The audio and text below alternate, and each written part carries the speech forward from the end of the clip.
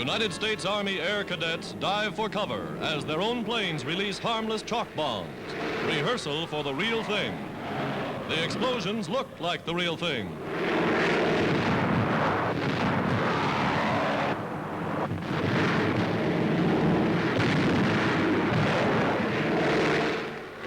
Proving ground for bombardiers and ground crews, they learn under fire.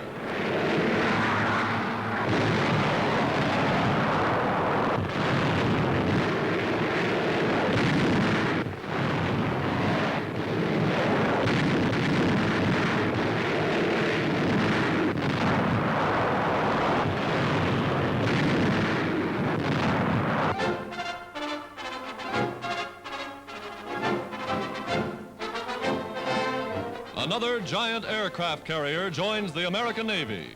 Commander McAfee, head of the Women's Naval Auxiliary Forces, swings the champagne as she christens the new ship Franklin.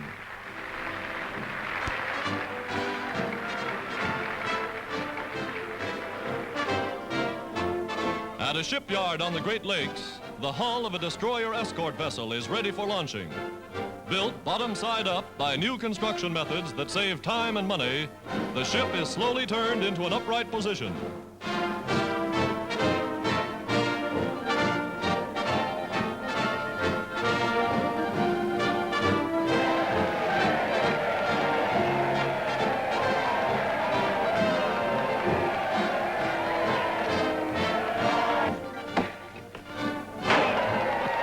Launched sideways, she hits the water with a splash.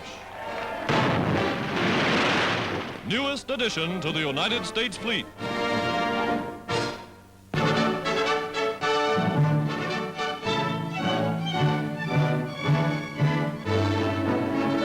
The Chinese population of Toronto, Canada, parades in honor of Bok Yawang, Chiang Kai-shek's envoy to the Dominion.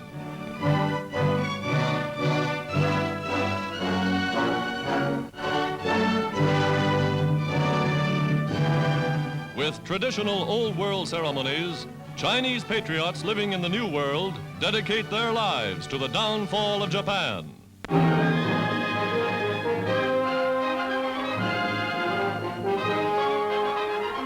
The Alaska Highway, called the Burma Road of North America, connecting Edmonton, Alberta, in the heart of Canada, with Fairbanks, Alaska, the road stretches through 1,600 miles of the wildest territory. In convoys of a dozen or more, the huge trucks rumble over the long road 24 hours a day. Trucks filled with vital war supplies for Allied outposts in the Arctic.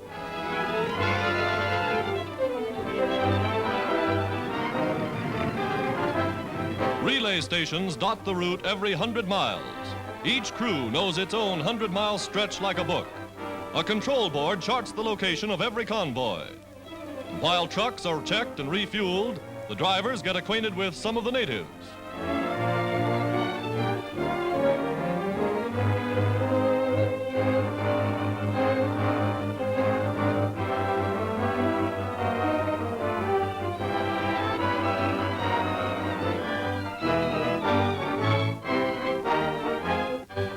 On to Alaska. Dust masks protect the men over rough stretches as the trucks roll on over the new Northwest Passage. The town of Whitehorse. A beached riverboat, the U.S.N.R, is reminiscent of gold rush days. Today, Whitehorse is only a stopping off post on the road to Alaska.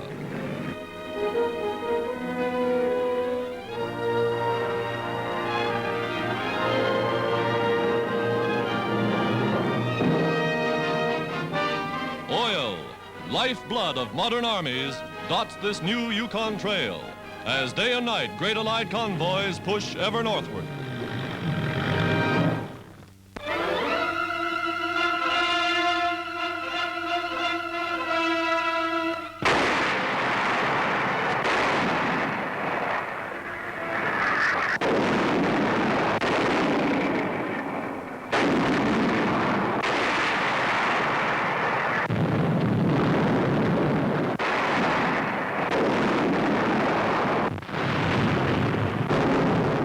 Guns of the Allied Fifth Army pound Nazi lines in Italy, Allied planes continue to blast the enemy from the air.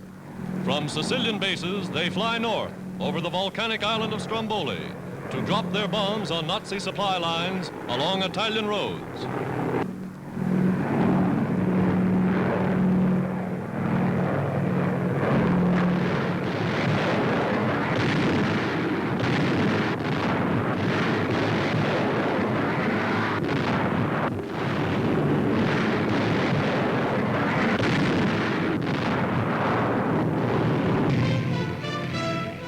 Huge Allied tanks, manned by veteran British, Canadian, and American gunners, roll ahead.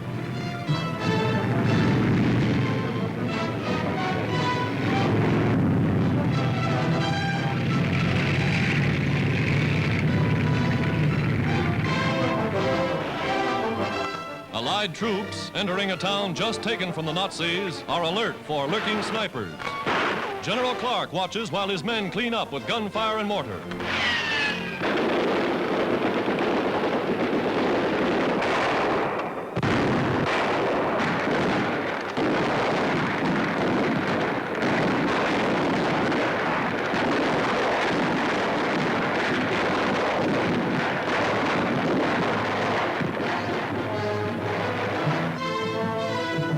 Gates of a concentration camp at Cosenza are open to release Czechs, Poles, Slavs, and German Jews imprisoned by the fascists.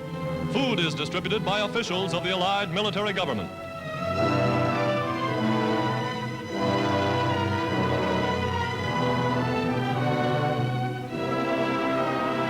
The streets of Naples are all but deserted as first units of the Fifth Army enter the city.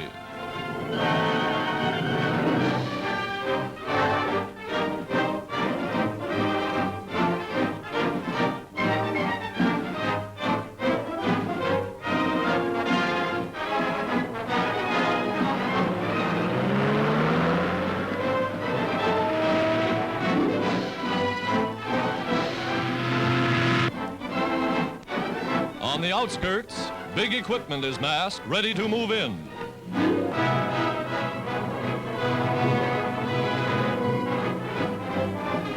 The city of Naples, now in Allied hands.